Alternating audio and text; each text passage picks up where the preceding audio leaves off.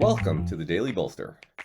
Each day we welcome transformational executives to share their real-world experiences and practical advice about scaling yourself, your team, and your business.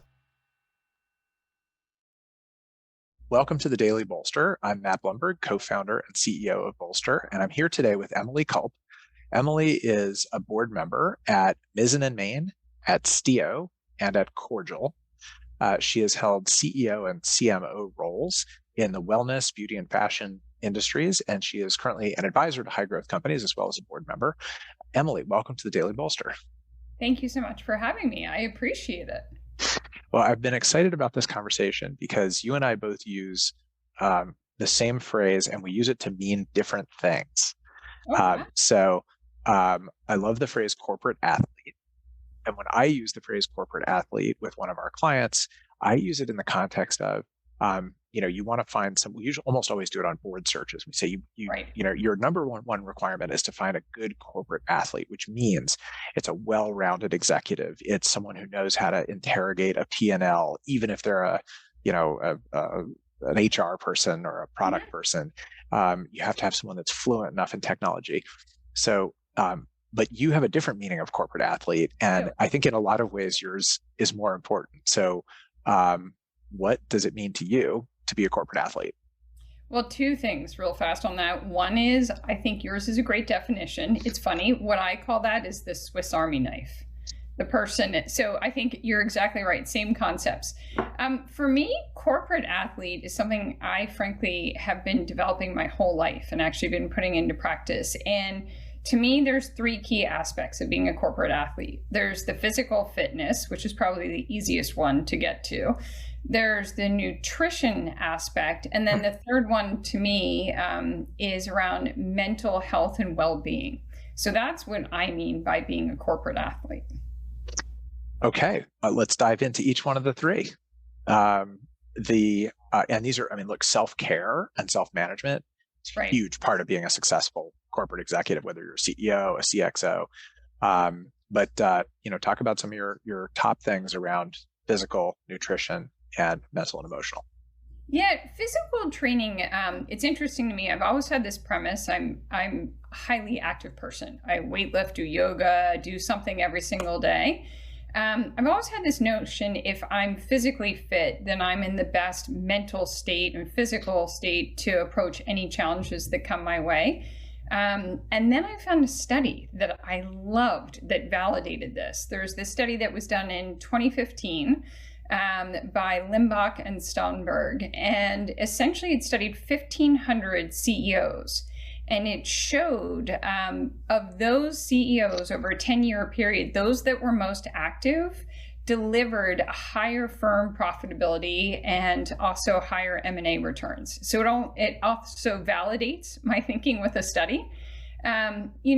Some of the ways where it's been helpful for me, and I see this as a trait with many C-suite people, is, when you are raising capital, as you know yourself, it's nonstop nights, weekends, and what have you. And one of the things you need is stamina. And you need to be able to push through and close that round of fundraising, essentially. So it's whether it's applying that or even physically, when you're going long haul to China, you have to get off a plane and facilitate meetings. That's not easy. But if you're in physical condition to do so, then you can hit it out of the park. So that's some of the ways from a physical standpoint that I think makes a huge difference. All right, so let's move on to nutrition, also physical. But a different angle on it. Yeah, if we hung out more together, which hopefully we will continue to do so on meals, I've always been a clean eater because it just makes me feel good. Think about yourself after a heavy meal. You're not exactly at your peak performance to focus in meetings. So I've always been quite prescriptive in my approach to nutrition, but what I've come to realize over time is actually supplements can make a huge difference. And there are three in the past few years, probably 2 or 3 years, that I've discovered that I wish I had unlocked earlier. One is magnesium. I really believe all people in the universe, especially me, need more sleep. Magnesium has been a game changer for me. Another one is amino acids. When you start to think about protein and having, again, structure, and it actually boosts your immune system. So it's been really helpful for me on long haul travel and what have you. And then the final one for me is actually around collagen, which I know it's probably, I know it's an interesting one. But again, it's around joint mobility and just taking care of your body. So then you are able to do whatever you put your mind and body to. All right. And let's move on to your last one, which is health and wellness of a different but no less important type. Yeah, this one I have to be honest with you. Out of the three elements, I've been very good most of my career on the other two. This is the third that I would say maybe has come with maturity, is the one that I always put as the tertiary. I'll get to it. I'll be fine. I think one of the most important things a leader can do is really understand that if they want to be able to embrace smart risk, drive the results that they want, and really lead their team in an authentic way, they need to take care of themselves. And you can't be the best leader unless you do that. For me, one or two things have been a huge unlock. One is meditation. So one of the leadership skills that I think is hugely important is active listening. And from me starting meditation a few years ago, I've started to realize that, as you probably know with the study meditation, do you do it, by the way, ever? I have tried it.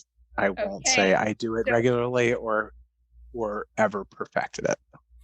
Well, that's the beauty. You can't perfect it. For those of us who are type A, there is no gold star in meditation, which I think is quite humbling.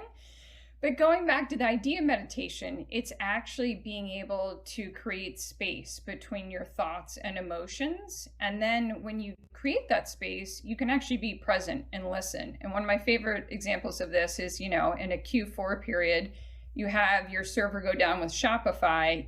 I literally did a little meditation so I could be present to work through and listen to the team, how you can collectively work together. Like you can actually employ this stuff in real time.